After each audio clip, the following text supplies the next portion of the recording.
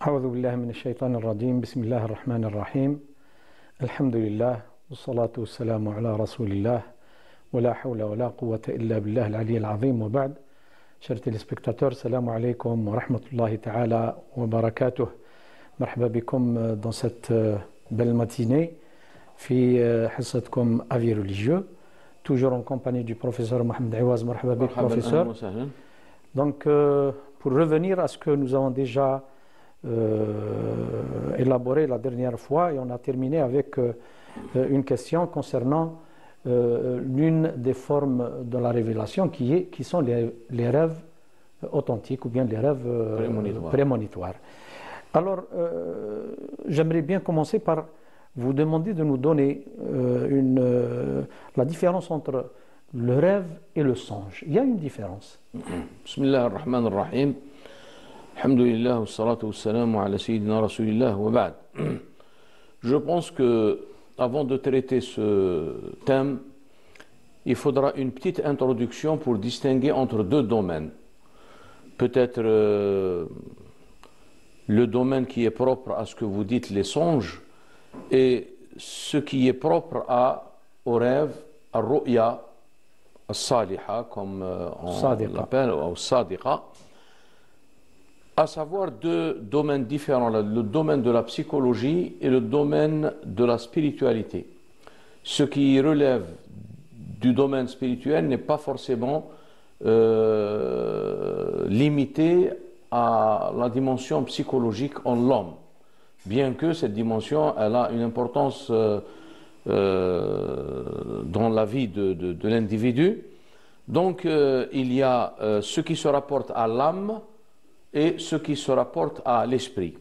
Et ces deux domaines sont en rapport aussi avec deux conceptions, la conception moderne occidentale et la conception traditionnelle. Voilà ce qu'on peut dire déjà pour distinguer, vous savez, dans le domaine psychologique, il y a des travaux qui ont été faits pratiquement par le fondateur de la psychanalyse moderne, Sigmund Freud, qui travaillait avec son collaborateur, le professeur Charcot, à l'hôpital de Nancy. Et ils essayaient un petit peu de faire des analyses à travers la suggestion ou les tests psychologiques pour essayer un petit peu de voir ce qui est en train de se passer à l'intérieur d'une personne et qui pourrait mettre à travers ça le doigt sur la pathologie ou la maladie psychologique. Hein. N'oublions pas aussi que sur le plan religieux, il y a tout un domaine, une spécialité qui est qualifiée comme étant la psychologie religieuse, ilm nafs ad-dini. Et donc, là, pour commencer, il faut bien distinguer entre ces deux domaines. Ar-ru'ya, tel que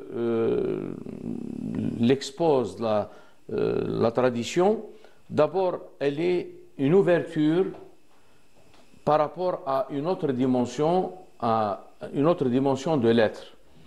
Et c'est pour cette raison que d'abord, Ar-ru'ya, il y a déjà le fait que le début de la révélation, ou les prémices, muqaddimat al-wahi, avant que le prophète sallallahu alayhi wa sallam ait reçu la révélation à travers Gabriel dans le monde de Hira, Al-Bukhari a rapporté que dans un chapitre awwalu ma budi'a bihi al-wahi, et le hadith awwalu ma budi'a bihi Rasulullah sallallahu alayhi wa sallam min al-wahyi ar-ru'ya as-sadiqa, le rêve authentique. Et il ne voyait pas une chose sans que cela se réalise et se manifeste comme kafalaq as-subhi, ça veut dire comme l'aurore, la montée ou la levée du jour. Et cela, bien sûr, est considéré comme une ouverture, comme je disais, raison pour laquelle, dans la conception traditionnelle, Ibn al-Qayyim, dans le tome 1 de son ouvrage, qui constitue un commentaire d'un autre ouvrage attribué à Al-Harawi Al-Ansari, Abu Ismail, et qui est le livre Manazil al-Sa'irin, les étapes des itinérants vers Dieu, qui a été traduit par Serge Logier de Beaurecueil, publié à Paris dans les éditions Sindbad, ou éditions du Seuil. Donc Ibn al-Qayyim, dans son commentaire de ces manazil, il dit dans la page 37 du tome 1, en traitant les maratib al-hidayah, les degrés de la clairvoyance, c'est-à-dire les degrés par lesquels la personne peut percevoir des choses qui ne relèvent pas du monde sensible et qui sont en rapport avec d'autres degrés de l'être. Maratib wujudiyya تفوق المرتبة التي نحن عليها في هذه الحياة الدنيا. En commençant d'abord par al-wahi, ensuite les différentes formes de la révélation, l'ilham, l'inspiration, l'intuition, et nous avons traité ça dans une émission précédente, jusqu'à ce qu'il arrive à al-martaba al-ashira, me semble-t-il. Il parle du rêve prémonitoire ou le rêve authentique, al-ru'ya al-sadiqa. Le Coran, bien sûr, abonde sur ce sujet. Il évoque d'abord l'un des prophètes qui était qualifié par sa piété, par sa pureté.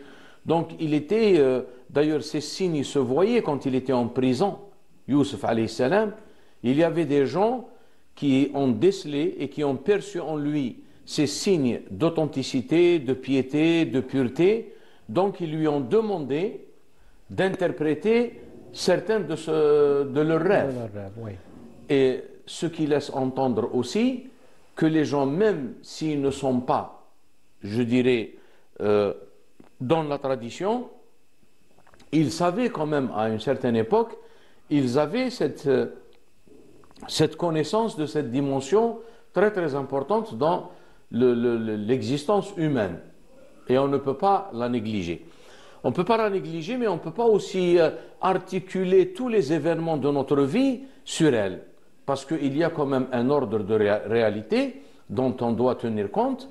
Et il y a un domaine qui montre que l'homme n'est pas seulement un corps, n'est pas seulement une raison spéculative, une raison résonante comme on le dit, mais il y a aussi une autre faculté, et c'est grâce à cette faculté, elle représente la spécificité de l'homme et qui lui permet de s'ouvrir à d'autres horizons qui ne sont pas du monde sensible, du monde physique, mais du monde métaphysique. Donc, d'abord, il y a cet événement qui est évoqué dans le Coran au sujet de Sidna Yusuf alayhi salam. Et avant lui, Sidna Ibrahim, bien sûr. Sidna Ibrahim également, qui avait des rêves, donc, et à travers ces rêves, donc, pour un prophète, vu sa pureté, vu la limpidité, vu le cœur qui est pratiquement purifié pour être le miroir qui reçoit les connaissances certaines et les certitudes, c'est pour cette raison que lorsqu'il y avait ce rêve qui se répétait, enfin en train d'immoler son fils, il a pris cela à la lettre et il a essayé de l'appliquer. Mais Dieu, bien sûr, ne nous ordonne pas d'immoler nos enfants. Seulement, là on en parlera bien sûr, pour traiter un rêve, il faudra nécessairement, inévitablement, avoir recours à ce qu'on appelle la symbolique, al-ramziya. Il y a également le prophète sallallahu alayhi wa sallam par rapport al mi'raj. D'ailleurs, ceux qui disent que le mi'raj n'était pas corps et esprit, il était plutôt avec l'esprit, ils avancent le verset وَمَا جَعَلْنَا الرُّؤْيَا الَّتِي أَرَيْنَاكَ إِلَّا فِتْنَةً لِلنَّاسِ. Alors que si c'était le cas, c'est-à-dire que ça s'est passé uniquement spirituellement mais non pas corps et âme, un rêve ne peut pas être sujet de discorde. Parce que quand vous venez, vous me dites j'ai vu quelque chose qui est inhabituel. Vous me dites par exemple que je me suis vu en rêve hier en train de voler sur la plage. Moi je ne peux pas vous dire que c'est pas... Je ne peux rien vous dire parce que je sais que vous ne montez pas, donc si vous me l'aviez dit, mais je sais qu'il y a... Donc ce que je veux dire, c'est que ça pour le prophète sallallahu alayhi wa sallam, tel que c'est l'avis du jumhur, de la majorité des ulama, des écoles, c'est que ça s'est passé corps et âme. Donc, voici des endroits où le prophète sallallahu alayhi wa sallam, où le Coran évoque cette question importante qui est le rêve. Et n'oublions pas que, parlant du rêve authentique, le Nabi sallallahu alayhi wa sallam, selon le hadith, il y a deux recensions différentes, riwayatani mukhtalifatan, ar-ru'ya as-sadiqa, le rêve authentique, constitue une partie sur 46 parties de la prophétie. Donc, il relève de la prophétie. Ça veut dire quoi la prophétie? C'est une ouverture sur un monde et qui n'est pas bien sûr à la portée de tout le monde.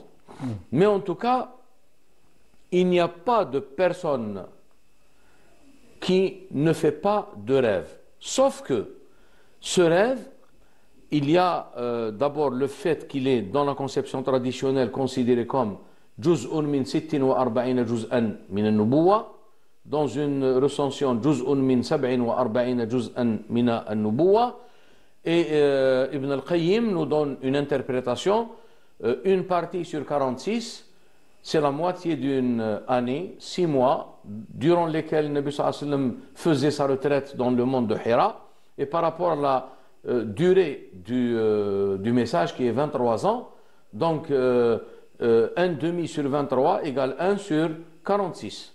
Voilà comment Ibn al-Qayyim a donné l'interprétation, ou le rapport, je dirais, quantifiable, mesuré, pour essayer d'interpréter un peu la tradition concernant le rêve.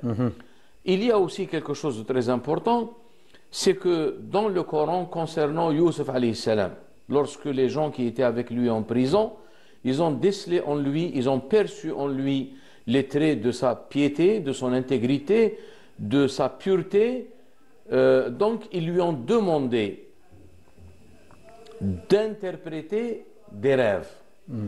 Le mot interpréter, c'est abbara, ou bien tout simplement abara. Parce que abara ya'buru in kuntum lirru'ya ta'burun. Le mot ta'burun, d'ailleurs il y a le mot ma'bar qui est un nom de lieu. Ça veut dire c'est un pont, un passage. C'est un passage. C'est un passage. Donc al-ubur et le ta'bir, l'interprétation du rêve, pourquoi ça s'appelle ainsi? Parce qu'il y a une image. Je dirais il y a le rêve qui est généralement sous une forme, je dirais, concrète. On voit des images, on voit des formes, on voit des personnes, on voit des animaux, on voit et l'interprétation et la symbolique de ce que je vois nécessite le passage de cette forme à son interprétation qui n'a rien à voir avec l'aspect formel et l'aspect apparent de ce rêve. Ça peut être authentique. Bien sûr. Comme ça peut être le contraire. Le contraire. C'est pour cette raison que le ubur, le ta'bir, c'est d'essayer, et des fois on voit des choses horribles, mais qui sont dans l'interprétation des choses positives. Et vice-versa, on voit des choses qui sont pratiquement merveilleuses dans un rêve, mais symboliquement qui peuvent donner des significations. Et là, bien sûr, le prophète sallallahu alayhi wa sallam, lorsqu'il a réparti le domaine des rêves, قال الرؤيا رؤيا من الله ثلاثة أقسام, 3 catégories. رؤيا من الله, elle est de source divine. Elle est de source divine, une inspiration divine. رؤيا تحزين من الشيطان, parce que le shaitan, il a cette vocation d'angoisser et de semer le doute. قلب ابن آدم بين لمتين لمة الملك ولمة الشيطان. Lorsqu'il parle de لمة الشيطان, il dit تكذيب بالوعد و إعاد بالشر وتكذيب بالوعد. Comme le Coran le dit, الشيطان يعدكم الفقر ويأمركم بالفحشاء. Donc ce qui fait, comme certains maîtres spirituels, tels que par exemple Cheikh Al-Arbi Al-Darqawi, radiallahu anhu, dans ses rasaïl, il parle, quand il parle des suggestions sataniques, Al-Khawatir Shaytaniya, il parle de bavardage intérieur. Et lorsque la personne, elle sombre dans ce monde, parce que c'est un monde, on trouve la personne déconnectée de la réalité, mais elle est en train de vivre et d'agir et de se comporter en fonction de ces états psychologiques qui le dominent, angoisse, anxiété, tristesse, par rapport, déception, par rapport à ce qui lui a été, je dirais, suggéré à travers ce type de rêve qui est ru'ya al-tahzin min al-shaytan. Donc il y a ru'ya min Allah, ru'ya tahzin min al-shaytan, et la troisième catégorie qui pratiquement domine la majorité des individus, c'est ru'ya ma yuhaddithu bihi al-mar'u nafsahu, hadith al-nafs. Et c'est pour cette raison que les gens qui ont fait des études dans ce domaine, ils disent que la vie de la personne, sa culture, ses coutumes, ses traditions, le mode de vie, l'environnement dans lequel il vit, tout cela joue un rôle fondamental dans l'interprétation et dans la compréhension des rêves. Donc, c'est pour cette raison que, entre parenthèses, Allah tabaraka wa ta'ala nous a orienté le croyant qui a toujours un rapport, je dirais, inaltérable avec Allah tabaraka wa ta'ala. Il nous a orienté que lorsque on est en vue de réaliser quelque chose dans l'avenir, mais dont on ne sait pas les fruits, on ne connaît pas les fruits, on ne sait pas l'aboutissement, on est dans le doute, on est dans la crainte, on est dans la réserve, on est dans le doute, alors il y a ce qu'on appelle l'istikhara. Et ça, c'est en rapport direct, bien sûr, avec notre sujet, qui est le rêve. Alors l'istikhara, c'est un nom qui découle du verbe istakhara, et le préfixe, le alif et le sin et le ta, dans la racine ou le radical d'un mot, veut dire la demande. Istaghfara, il a demandé le pardon. Ista'lama, il a demandé à être informé ou demander l'information. Istakhara, ça veut dire je demande qu'Allah tabaraka wa ta'ala choisisse pour moi. Pourquoi? Parce qu'en vertu de notre doctrine et notre foi et notre croyance qui est l'unicité, وَرَبُّكَ يَخْلُقُ مَا يَشَاءُ وَيَخْتَارُ مَا كَانَ لَهُمُ الْخِيَرَةُ سُبْحَانَ اللَّهِ وَتَعَالَى عَمَّا يُشْرِكُونَ. Ça veut dire qu'on peut tomber ici dans le polythéisme, dans le shirk, et surtout pas le shirk majeur, mais le shirk al-khafi, qui est pratiquement très difficile à éviter et à repérer, à percevoir. C'est pour cette raison que il y a certains récits qui parlent de ce shirk al-khafi en disant qu'il est comme دبيب النملة السوداء على الصخرة الصماء في الليلة الظلماء. Donc on n'est pas sorti du tunnel. Comment allez-vous déceler? C'est très subtil. Yani la fourmi noire qui est sur une pierre noire dans un temps d'obscurité. Donc il est difficilement repérable et il est difficilement, je dirais, même pour être à l'abri de ce shirk. Il peut passer inaperçu facilement. Donc le verset, Subhanahu wa ta'ala, Subhanallahi wa ta'ala amma yushrikun.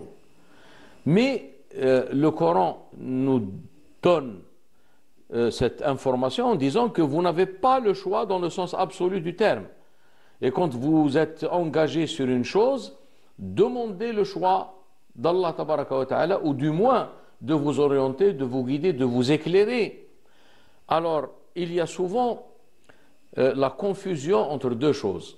On relie directement l'istikhara et la réponse divine, on la relie directement au rêve. Ça peut être le cas, mais la règle, ce n'est pas ça. La règle, ça veut dire c'est que vous ayez confiance en Allah tabaraka wa ta'ala. Il faut que vous soyez sincère dans votre demande et que vous abandonnez votre volonté propre, et à ce moment-là, vous attendez, ce n'est pas forcément le rêve, mais vous vous engagez. Alors si c'est quelque chose de bénéfique pour vous, vous allez voir les portes s'ouvrir. Ça peut être un signe, ça peut être un signe, ça peut être des gens qui viennent pour être à votre disposition, pour vous donner de l'aide alors qu'ils ne sont même pas informés de votre projet. Comment se fait-il alors qu'il est venu me dire si vous avez besoin de quoi que ce soit dans ce domaine, alors que moi je comprends qu'il est venu parler et il a évoqué le domaine sur lequel je veux m'engager. Donc ça ne peut être qu'un message divin. Voilà, donc ça peut se manifester sous plusieurs formes. Mais généralement, les gens ils vous disent, voilà, j'ai fait l'istikhara et j'ai vu telle chose et telle chose. Alors que cela n'est pas forcément un rêve authentique, mais c'est en rapport avec ce que la personne, je dirais, ce dont la personne était préoccupée pratiquement pendant toute sa journée. Donc voici les trois domaines. Le domaine divin et le domaine satanique et le domaine de, je dirais, psychologique, c'est-à-dire ce qui vous préoccupe durant toute votre journée ou durant une durée où vous êtes pratiquement absorbé par un problème. Vous le vivez pratiquement, vous le vivez le jour et la nuit. Donc, et c'est pour cette raison que les maîtres spirituels, parce que ça relève pratiquement du domaine des maîtres spirituels, ce n'est pas le domaine de la jurisprudence ni le domaine de la théologie, mais il y a les suggestions, al-khawatir. Les suggestions, il y a al-khatir al-rahmani, al-khatir al-shaytani, al-khatir al-malaki, la suggestion angélique, et la suggestion de l'âme, al-khatir al-nafsi, ou al-khatir al-rahmani, la suggestion du miséricordieux, et la suggestion satanique. Donc, et là, vous avez besoin dans ce domaine, nécessairement et obligatoirement, vous avez besoin d'un maître qui a fait le cheminement sous la direction d'un maître pour pouvoir vous déceler les messages et vous distinguer les messages qui sont à votre adresse. Nous avons eu des cas. Et d'ailleurs, Ibn al-Qayyim, quand j'ai évoqué le livre de Madarij al-Salikin, quand il parlait de l'un des aspects de la révélation, ou l'hidayah, la clairvoyance, il parlait de tahdith. Et il a dit que innahu kana fil umami qablakum, ce que Ibn al-Qayyim et Ibn Taymiyyah, je dirais, confirment. Et il dit que par rapport à la communauté mohammedienne, il dit in condition. Wa in yakun fi hadhihi al-umma fa Umar. Donc il fait partie, il lui a été accordé ce don. Et on sait que Omar ibn Khattab était en train de faire son prêche à Médine et à un moment donné, il a fait allusion à Sariya qui était dans une expédition loin, pratiquement à des milliers de kilomètres. Ya Sariya al-Jabal, Ya Sariya al-Jabal, quand il était et le message est arrivé. Et le message est arrivé. Donc, et ça, c'est une particularité à Sidna Omar aussi qui nazal al-haqqu ala lisanihi. Même quand il était question de prendre une décision par rapport au sort des prisonniers lors d'une bataille, alors il y a des gens qui disent on va les libérer, d'autres ils disent qu'on va s'en servir pour servir les musulmans. Omar ibn Khattab, il avait une position très rigoureuse. Et le Coran est venu, fi qawlihi ta'ala, pour confirmer la position de Sidna Omar. Ce qui prouve que, et d'ailleurs, le Nabi sallallahu alayhi wa sallam a même confirmé, لو كان نبيا بعدي لكان عمر. Ça veut dire qu'il a atteint le degré qui lui permet de recevoir la prophétie. Mais vu que la prophétie a été clôturée par le Nabi sallallahu alayhi wa sallam, mais quand même reste cette faveur et reste cette indication qui est très importante. Ça veut dire qu'il y a un mode qui prolonge la prophétie, mais qui n'est pas la prophétie comme Ibn al-Qayyim appelle al-wahyu al-haqiqi. Professeur, permettez-moi de faire une petite remarque ici. c'est que pour les personnes, pour les individus, il faut atteindre un niveau spirituel quelconque pour pouvoir être en contact et en relation directe avec la divinité. Donc, recevoir des signes, des messages à travers les rêves. Mais en contrepartie, et je crois que c'est un paradoxe, la société, quand elle descend vers un niveau bas de spiritualité et de savoir et de connaissance, elle penche vers pour ne pas dire khurafat, mais elle penche pour ce côté psychique, ce côté surnaturel. Oui, exactement.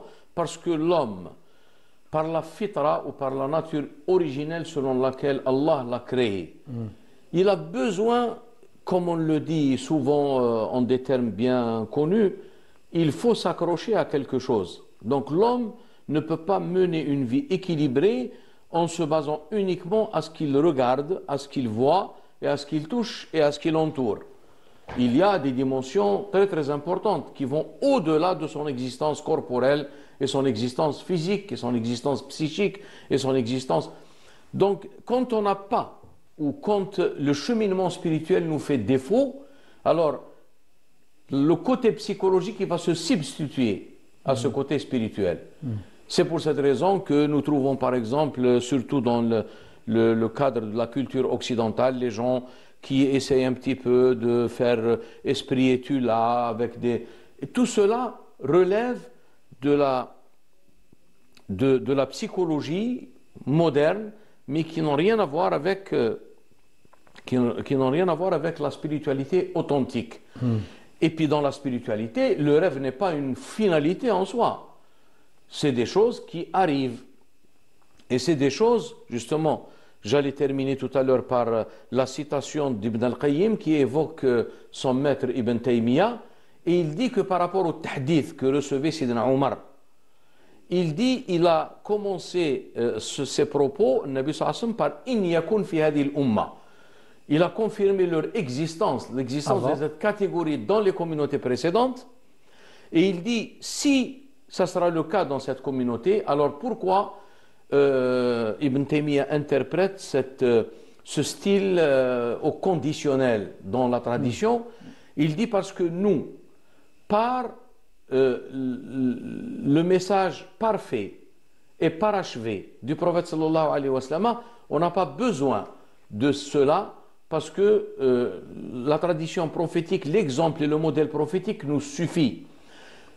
Mais il y a des preuves, il y a des gens qui existent de nos jours qui ont justement cette dimension et qui sont pratiquement des héritiers parfaits du prophète sallallahu alayhi wa sallam.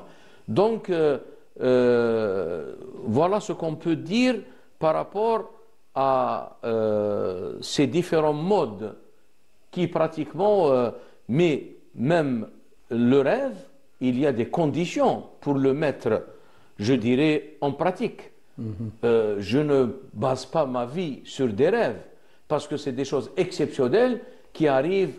Ça peut être une fortification, ça peut être une consolation pour une situation particulière, mais sachant qu'ici on parle du croyant qui est en rapport avec son créateur, avec Allah tabaraka wa ta'ala, par les moyens authentiques, pas par des moyens qui se créent lui-même. Et par excellence, la purification du miroir du cœur, qui lui est le siège où se reflètent justement ces messages, et à travers la purification par l'invocation en particulier, l'homme il peut avoir ses ouvertures. Mais il faut toujours maintenir l'équilibre. Il y a une réalité, il ne faut pas sombrer dans ce domaine. Justement, ce sera l'occasion pour vous de nous répondre Inch'Allah, après la transition. Et j'aimerais bien que vous précisiez justement ce comportement. Est-ce que c'est une fuite de la réalité? Ça veut dire ces gens ont tendance à fuir le réel, fuir leur vie quotidienne parce qu'ils rencontrent des difficultés et ils penchent vers ce domaine. Je vous laisse, Inch'Allah, l'occasion de nous répondre, Inch'Allah, après la transition. Donc, Je rappelle à nos téléspectateurs que nous sommes en direct et qu'ils peuvent nous joindre par téléphone qui est affiché au bas de l'écran et qu'ils peuvent aussi nous écrire à l'email qui sera aussi affiché au bas de l'écran. Donc on revient après un petit moment, Inch'Allah. Salam alaikum.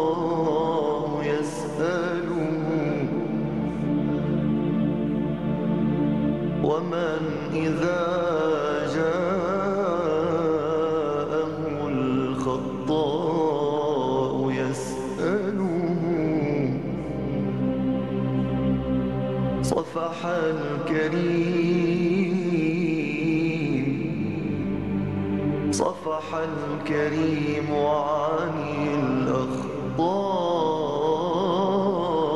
ما خاب ومن يمد يدا تحنو لملتجئ إليه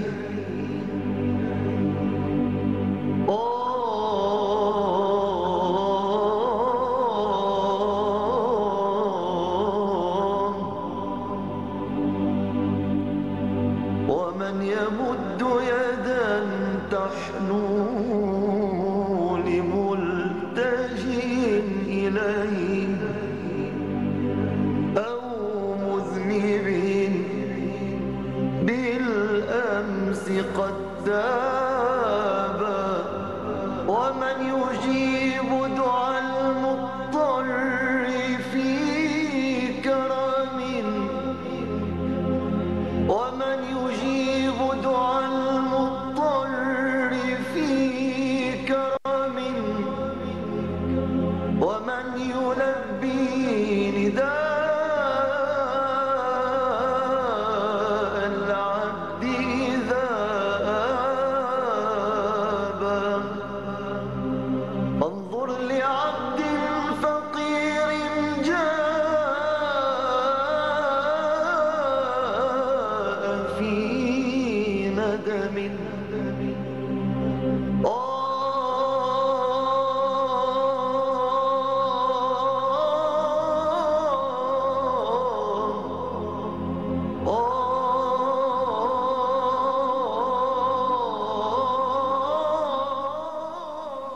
Salam alaikum, marhaba bikum dans cette deuxième partie de notre émission. Donc on revient vers vous, professeur Mohamed Awaz. Donc cette tendance de fuir la réalité à travers les rêves, à travers ce penchant d'essayer d'explorer l'au-delà. On trouve des gens, des émissions toutes complètes dans la télévision ou bien dans la radio pour expliquer les rêves, pour interpréter les rêves, et les gens en font tout un sujet, et même il y a des écrits là-dessus. Qu'est-ce que vous dites concernant ce... Justement, c'est ce qu'on disait tout à l'heure, lorsque la spiritualité fait défaut à la personne, parce que normalement, comme on l'a déjà exposé plusieurs fois, la spiritualité est le couronnement de la démarche religieuse.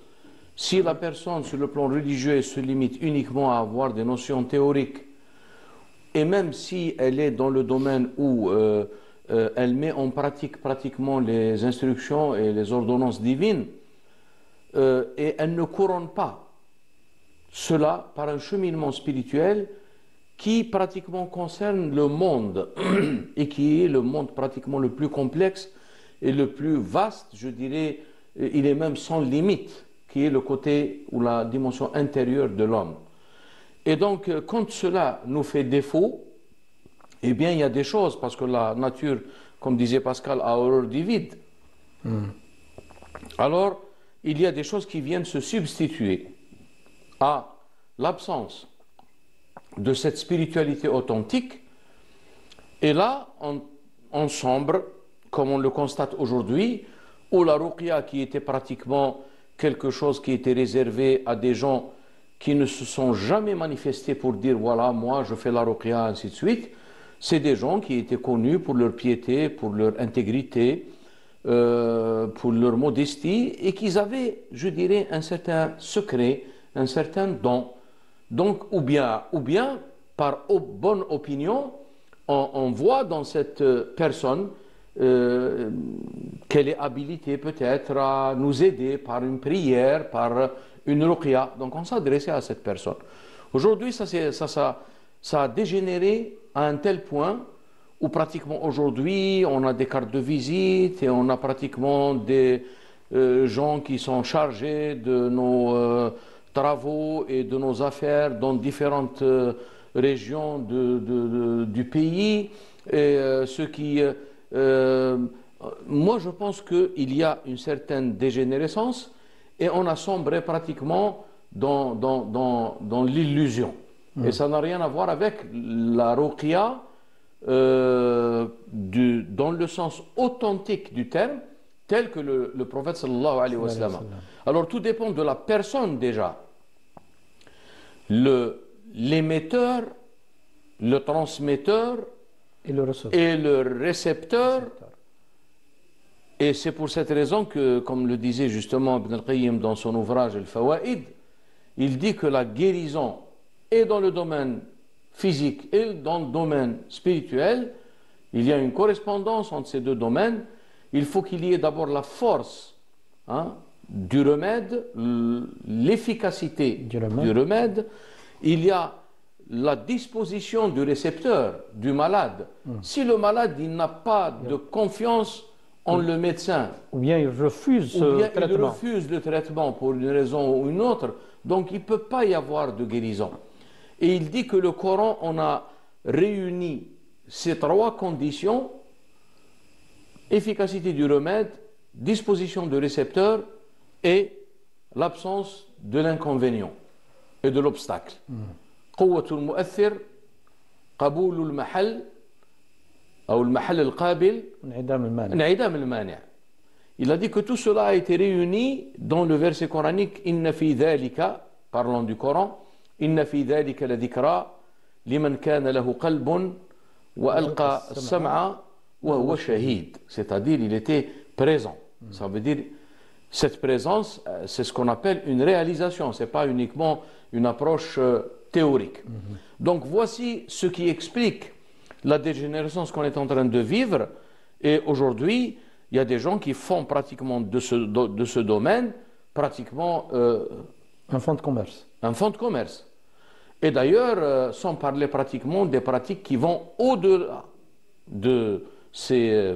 quand on parle de la sorcellerie, quand on parle de la magie, vous savez, dans ce domaine, les choses peuvent se confondre les unes avec les autres. Et on peut prendre quelque chose qui relève d'un phénomène qui n'a aucune authenticité et on le confond avec le rêve authentique, alors qu'il n'en est rien.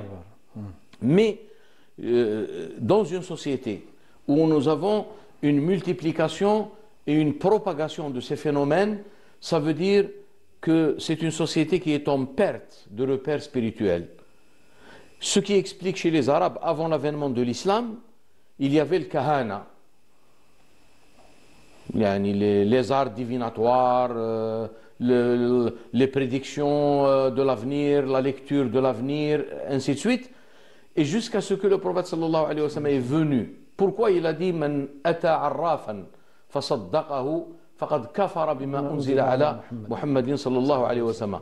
Parce que ce qui a été révélé au prophète sallallahu alayhi wa sallam, c'est la voie authentique qui nous donne justement accès à cette ouverture, mais d'une façon authentique. Et c'est quelque chose de totalement différent par rapport à ce qui était Ah oui, connu chez les Arabes, même absolument. l'Arafa ou le- Absolument, absolument. Et c'est pour cette raison que l'islam a été très décisif, a tranché avec rigueur, et il considère ça comme étant un acte de polythéisme, c'est-à-dire قد أشرك وقد كفر بما أنزل على النبي صلى الله عليه وسلم. Donc il y a la conception authentique de la chose qui existe et qui a ses fondements dans le Coran, dans la tradition prophétique, dans la vie même du prophète sallallahu alayhi wa sallam. Et il y a aussi l'autre conception qui est une conception qui reflète, comme je disais, une faillite ou je dirais une indisposition sur le plan spirituel, mais il faut soulever quand même que l'homme, il ne peut pas répondre aux questions et aux interrogations qui le guettent quotidiennement sans avoir une certaine ouverture. Alors l'ouverture, quand on n'a pas ce côté spirituel et qui est en rapport directement avec l'appartenance religieuse, avec la croyance, avec la doctrine, c'est tout à fait normal qu'on va sombrer dans cet aspect psychologique de la chose. Donc il y a une substitution à ce côté psychologique moderne par rapport à la spiritualité et à la connaissance authentique traditionnelle.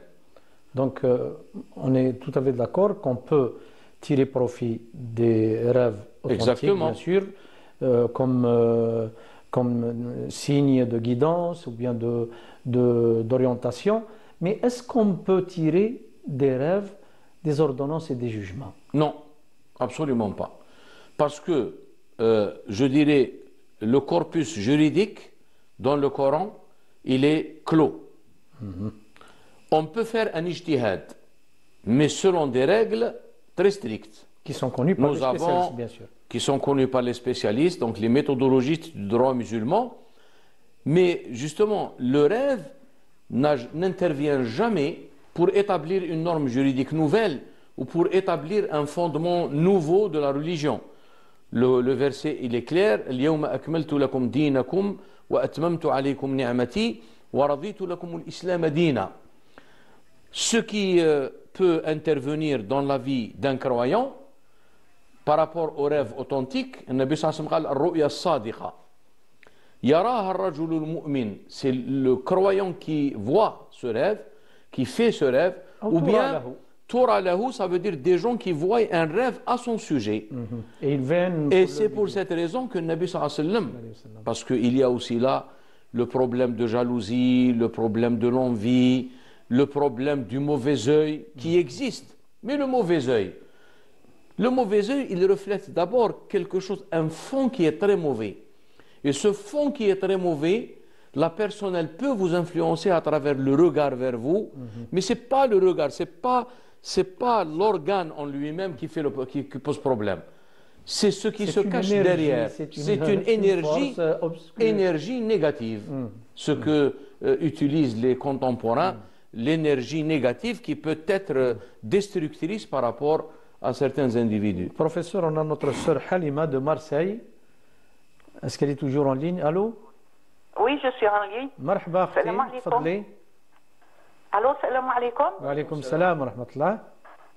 Oui, je vous appelle parce que j'ai mis l'émission en cours. Vous parlez des rêves. Oui. Oui, je vous remercie déjà pour votre compétence. الله يسلمك. Et je Merci. salue tout ce qui regarde et je salue mon pays, l'Algérie. Excusez-moi, je suis émue. un petit peu ému. معليش هاكي متوحشه البلاد مدام وقيل. أنا متوحشة هاد البلاد. إن C'est شاء الله. pour ça que je vous appelle. معليش Je vous مرحبا. appelle parce que Dès que l'occasion se présente, مرحبا بك روحي. Allah يسلمك. Non, je ne sais pas si on peut croire aux rêves, mais moi je rêve régulièrement. Je ne sais pas si c'est haram de penser à ça, mais je rêve régulièrement que je ramasse mes affaires, tous mes habits, et que je vais aller au bled. Et quand je le dis à mes enfants, ils s'inquiètent parce qu'ils croient que c'est la mort. Non. Non, pas forcément. En tout cas, Ceci est en rapport direct avec ce que vous venez de dire. Vous êtes déjà ému, madame, quand vous avez évoqué votre pays, notre pays, notre cher pays, bien sûr. Les gens vivent dans cette nostalgie et je pense que c'est l'effet, enfin, c'est l'effet pratiquement de ce que vous êtes en train de vivre dans vos États. Mais il ne faut pas justement aller à cette interprétation qui est en rapport avec la mort. Mais même généralement quand on rêve de certaines choses qui sont en direct avec, en rapport direct avec la mort, c'est plutôt, ça s'interprète par des séparations parce que la mort, elle symbolise la séparation de l'esprit du corps. Mais vous savez, ce domaine-là, comme on est en train de développer, madame, pour que les gens ne sombrent pas dans et ne fassent pas de ce côté-là une préoccupation majeure. Il faut mener sa vie d'une façon très normale, très équilibrée. Il y a bien sûr des rêves qui peuvent être bien sûr porteurs de messages, mais comme je disais, c'est un domaine très important, mais très dangereux aussi, parce que quand on n'arrive pas à trouver l'équilibre dans ce domaine, on risque un petit peu de tomber dans des pathologies, dans des déséquilibres psychologiques. Moi, je vous rassure, madame, que ce que vous venez de dire n'a rien à voir avec la mort. Et la mort, déjà, il faut se baser sur les faits réels et sur les données qui sont pratiquement des données en rapport direct avec notre certitude en tant que croyants, en tant que des choses qui sont en rapport avec notre croyance. C'est que d'abord cette chose-là, personne ne peut en déterminer ni la manière, ni le lieu, ni le moment, mais sachant tous que c'est la fin pratiquement qui est commune à toutes les créatures. Voilà, donc rassurez-vous, essayez de maintenir votre équilibre, essayez de mener votre vie d'une façon équilibrée, d'une façon la plus normale possible. Et justement, il faut éviter les excès quand vous essayez de... ne parlez pas déjà à votre entourage de ces choses-là, c'est des choses très personnelles. Quand vous voyez une personne qui, pour vous, vous avez une bonne opinion de cette personne, qui est une personne pieuse, qui est une personne qui est connue pour son dévouement, alors là, il n'y a pas d'interdiction, il n'y a pas d'inconvénient pour lui donner une orientation. Mais ce n'est pas des interprétations, je dirais forcément, on n'est pas dans un domaine, je dirais, exact où on peut en faire part à tout le monde. En tout cas, madame, je peux m'aventurer pour vous garantir que si vous allez faire un tour au bled, voilà. Inch'Allah, Tout cela va disparaître. madame ici Dorbik. Alors, شوفي مع الولاد, je lance un appel à vos enfants, Inch'Allah, باش يخلصوا لك البيي وتجي تزوري البلاد وتريحي Inch'Allah. مرحبا. مرحبا Merci بك. beaucoup. الله Merci. يسلمك مدام. Barakallahu fikum. الله Et يسلمك. je salue toute votre équipe. Allah يسلمك madame, merci beaucoup. Donc, je profite pour terminer avec ce que vous venez de dire. Quand la personne voit un rêve, vers qui doit-elle se pencher? Vers qui doit-elle se fier pour interpréter ce rêve, premièrement? Et est-ce que Nabi alayhi salam nous a donné des orientations concernant ce sujet? Que faire après avoir vu un rêve? D'abord, ça relève de la vie privée de la personne. C'est pour cette raison que le prophète sallallahu alayhi wa sallam nous a orientés en disant: ne faites part de vos rêves qu'à celui que vous aimez. Que vous aimez. Que vous pensez qu'il vous aime aussi. Et il vous aime aussi. C'est-à-dire il y a une relation très sincère. Parce que vous savez, dans ce domaine, il y a beaucoup de facteurs perturbateurs et des parasites même qui interviennent. Vous avez l'envie, vous avez le hasad, vous avez le ghayra, vous avez beaucoup de choses. Donc il ne faut pas étaler sa vie privée par rapport à tout le monde. Donc, généralement, quand il s'agit de quelque chose de précieux, on n'en trouve pas à chaque coin de rue. Ça, c'est une règle générale.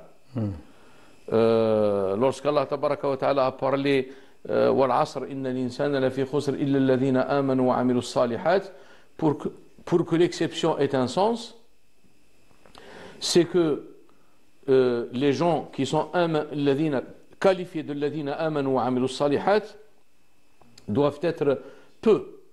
Et donc, il n'y a pas d'inconvénient, il n'y a pas d'interdiction. Mais aujourd'hui, tel que nous constatons, les gens qui pratiquement se font de la publicité pour interpréter les rêves, ils se font de la publicité pour faire des incantations, des ruqya, ainsi de suite. Moi, je pense qu'il n'y a pas d'interdiction de demander cela, mais à des personnes qui se comptent sur les bouts des doigts. Maintenant, quand vous avez une ruqya collective et on vous dit que on fait la ruqya individuelle, on fait la ruqya collective et on fait la ruqya à distance, et il suffit d'allumer la baffe de votre ordinateur et de mettre une bouteille d'eau. Tout ça, moi, personnellement, je n'y crois pas, et je pense que ça n'a rien à voir avec l'aspect authentique tel que le présente la tradition. Voilà. C'est la spiritualité qui nous fait défaut, et lorsque la personne, elle sera pratiquement engagée sur ce cheminement spirituel, elle verra qu'elle vivra plus de pureté, plus de limpidité, et elle pourra elle-même comprendre les messages, mais il faudra toujours rester dans l'équilibre. Il ne faut pas croire que notre vie, elle doit être gérée par des rêves. Il y a une réalité dont on doit tenir compte, et ces choses-là interviennent dans la vie du croyant, et qui sont autant de moyens pour consoler le croyant dans son cheminement, pour lui envoyer certains messages, certains avertissements. Donc, ça peut être aussi des avertissements, mais j'ai dit en règle générale, les gens, quand ils parlent de rêve, c'est pratiquement en rapport avec ce qui les préoccupe durant la journée, ou bien pas forcément la journée. Il y a des personnes qui sont dans des circonstances un petit peu critiques, difficiles, donc à un tel point où pratiquement ils portent le poids de ces épreuves, de ces circonstances difficiles qu'ils traversent, et à ce moment-là, psychologiquement, donc ça se répercute et ça se manifeste à travers les rêves qui sont en rapport avec ce que nous vivons dans la réalité sur le plan psychologique. Comment faire la différence? Alors la différence, là, je dirais que ce n'est pas donné à tout le monde, et c'est pour cette raison qu'on a besoin de personnes, raison pour laquelle un maître spirituel, il est nécessaire pour le disciple. Pourquoi? Parce que le disciple, il lui fait part de certains rêves, alors lui, il peut lui dire que ne tient pas compte de cela, et puis c'est pas le but, c'est pas la finalité, mais des fois, il y a des... Et nous avons des exemples dans la vie du prophète sallallahu alayhi wa sallam, où la question de la date, lorsque Omar ibn Khattab a rencontré quelqu'un, il lui a donné une date, et après il lui a demandé d'en lui ajouter une autre. Alors il lui a répondu, si le prophète sallallahu alayhi wa sallam t'avait ajouté, je te l'ajoute. Et alors l'autre, il était ébloui parce qu'il a fait un rêve que le prophète sallallahu alayhi wa sallam lui donnait des dates. Comment se fait-il alors qu'Omar ibn Khattab, et on revient toujours à cette qualité ce don qui a été donné à Sidna Omar, il lui a dit, si le prophète sallallahu alayhi wa sallam t'avait ajouté, je t'en rajoute. Voilà, donc ça c'est des choses qui relèvent pratiquement d'un cheminement spirituel authentique et non pas une démarche psychologique. Professeur Iwaz, barakallahu fik, avec alf saha wa afia, j'espère inchallah qu'on va se retrouver dimanche prochain, inchallah, à la même heure, bien sûr. Votre émission Avis religieux sera au rendez-vous. Donc, قولوا لكم قول خير. السلام عليكم ورحمة الله تعالى وبركاته.